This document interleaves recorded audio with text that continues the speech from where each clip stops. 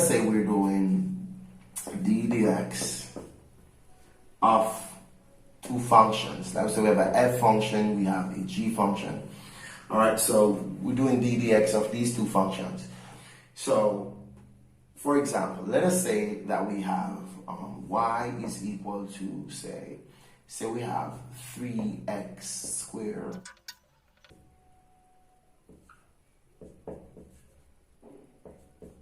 So we have that. Definitely, we're looking at the protocol because this can be used. You can use the power rule to do this. We can distribute inside. But we're saying that, say we want to use the protocol. How do we go about using it? So we could label this one as the f, we could label this one as the g, and then from that, we want to find the derivative of the g function. So the same principles, the 2 3's, that's 6, and then we reduce that power up, so we'll get just x to the 1, of which I'll just write x. And then now I'm supposed to write back the g function, which is this function, should say, which is 6x squared plus 2x. Then I have my plus sign. Then I'm going to write this function as is. And then now that is going to multiply by the derivative of the g function. So 6 2 is 12.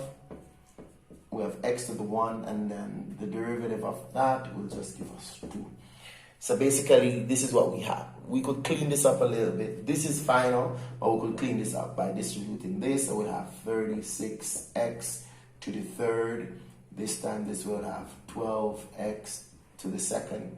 That times that, I'm seeing 36x to the third again. 36x to the third. That times that, I'm seeing 6x to the second. So there it is. Putting all of that together. Finally, we'll get, this is to the third. That's my mistake. All right. So finally, we will have 72x to the third. And then we'll add these plus 18x to the second.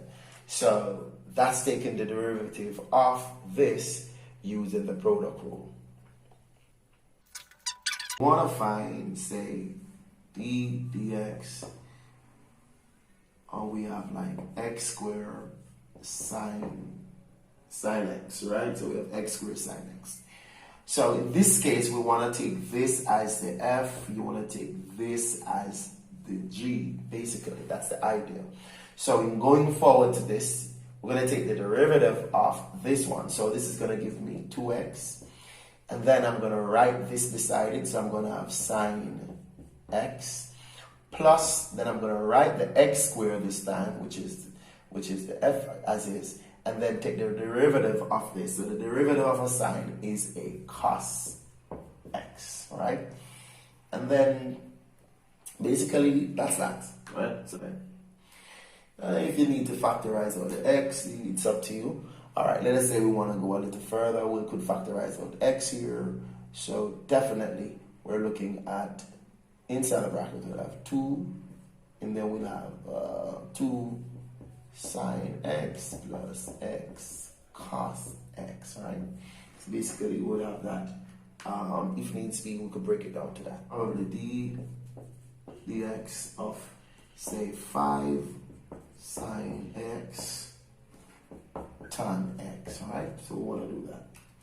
Definitely, we could classify this as f, we could classify this as the g.